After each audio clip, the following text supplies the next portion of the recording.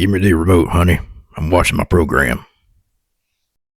Hi, folks. Welcome back to Broketv123. That's right. I'm your host, Rome. And today we're going to be talking about comics. And we're also going to be talking about how the market is doing and all that good stuff. So as far as the market, we'll start off there. The market has crashed and has been at ground below zero for as long as I can remember. I started collecting comics when I was 16. I am 47 now. I still collect. And yes, I'm like a big kid. Amongst collecting other things too. And for those who know me, know what I'm talking about. You'll probably see in future videos as well. There's nothing wrong with being like that, as long as you got your brain on right, your head screwed on tight. That's the way I look at it. I mean, just, why take away something fun,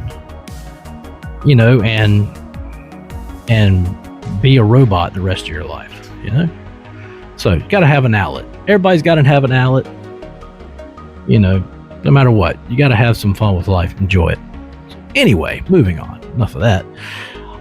So I know you're probably looking at this and sitting there going, hey, what's that? This is not real, because if it were real, I wouldn't be here right now. I'd be sitting on a nice beach,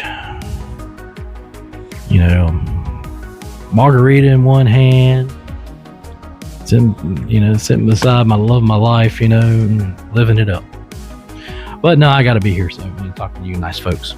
So anyway, by the way, this is and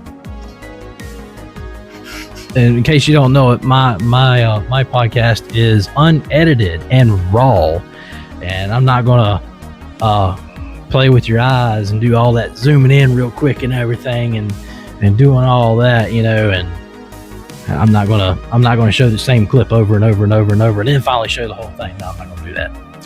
I'll let the other guys do that. So anyway, just trying to make it so that you can sit down and watch something that's just good and easy to watch and maybe get a good laugh. So anyway, this is Action Comics #1. Now this one, originally, it was made in 1938. It was first appearance of, sorry about the lighting. It's the first appearance of Superman. This is a reprint from, I believe, 1988. It's worth about $20. The original went for $6 million. Why?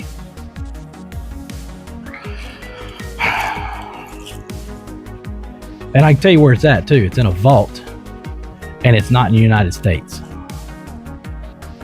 So anyway, I'll tell you real quick how to recognize a real one if you ever see one. Yeah, if you do, you'll probably have a heart attack. There's 3 different ways. The guy in the corner, it's got little sweat droplets coming off his head. Okay. Another one is where Superman is grabbing the bottom of the car. That's supposed to be a yellow strip instead of green. And then on the front of the car, there's supposed to be rocks hitting off the hood. So there's your 3 different ways. I've actually got 3 copies of this, but they're different though.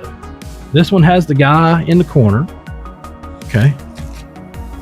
This one has the newsstand stamp barcode, and this one has the 50th years stamp on it. So I thought it'd be cool to have all those. They're worth like, I don't know, $20 a piece, something like that. This is a X-Men #1 newsstand issue. I got this. I believe it was mid-90s, I guess. Anyway, I was a kid when I got this, teenager. And it was one of those #1 issues that I found. I was like, oh man, that's a #1 issue. I'm gonna buy it. Maybe years down the road it'll be worth a lot. Originally it was $1.50. I've seen them go as cheap as $40. This one is mint condition though. I can't really put a price on it. I really can't. But it's worth what somebody's willing to pay, just like anything else. But I have a lot of other comics. I have Action Comics. Mine range from like all my comics, you know, they range from 60s, late 60s to probably now, you know, right around now. So, and you know, I have like Thor and Conan, Spider-Man, Hulk, you know, DC, Marvel. I might have a Spawn issue in there somewhere. I've got weird stuff like the Man Thing, you know, stuff like that. I've got The Thing. I got several of those. I've got let's see. I've got a Super Friends. Superman. I got a lot of Superman. I probably got more Superman, I think, than anything. I've got a Sonic the Hedgehog that is a number 1/4, and it's made out of kind of like a newspaper, which is it was weird. I have a January 4 number 430 of Amazing Spider-Man. I think it was the first appearance of Carnage and guest starring Silver Surfer. And I mean, it looks like it's mint condition. It may have a little bit of denting, but other than that, that is a really good comic. Let's see. Just kind of showing you like the main ones or whatever. I've got a couple here that my father passed down before he died. One of them is Snuffy Smith, and the other one is Popeye the Sailor Man. Popeye is number 115, and Snuffy Smith is a number 5. So, sorry about that. So yeah, that's a little more of my pricey ones. I don't think I have anything more than $40 on a comic book. But I still appreciate comic books. I don't think it's just the fact that I grew up on them or anything, because comic books have been way around since way before I was born. You know, but I hope there's still some kids out there that still, you know, collect comic books, and not just to, you know, to resell or anything. I mean, just to keep and everything, you know. If I could, I would keep every one that I have, just about.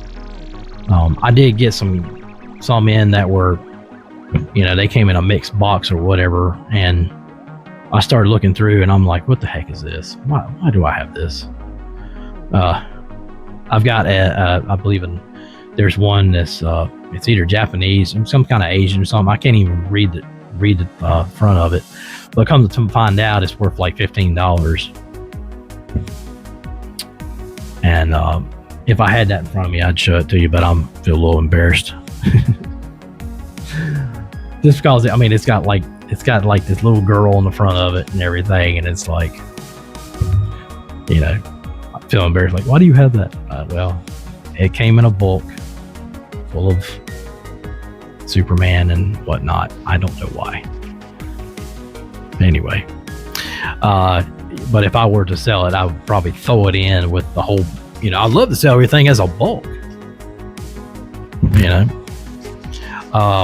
I had a person, you know, offer me like 50 cents for each comic book, and he was lucky that I'm a nice person, because you know, I was nice. I said, you know what, dude, that's awesome, but I can't do that. I'm sorry. But I would love to sell all of it, I think, even though I know I'm going to regret it 20 years from now. But then again, I'll be like 60. But it's a really good investment as far as, you know, the older ones and stuff like that. My favorite ones are the 70s. I don't know why. There's just something about the 70s ones. They're just, I don't know, just I don't know if it's the, maybe it's the color of it, the color of the front. I don't know. It's just really what grabs me. Now they're really old ones from like the 40s and everything, which I've never seen in real life. I've never seen an old comic book in real life. I've never been to a comic book convention. Yeah, I've never done that. But I don't know if I'll ever go either. I know I won't ever set up at one. One guy told me he paid $2,000 just to set up a booth. And I'm like, $2,000 will buy all my comic books. I mean, yeah.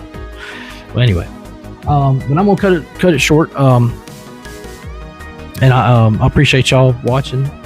And if you're interested, hit me up in the comments. Make sure you like and subscribe. I really appreciate everybody. Give me a thumbs up out there. And I can't wait to show you more stuff to come. I've got all kinds of different topics that I'm going to be talking about, and I'm going to try to keep each episode, just a single topic.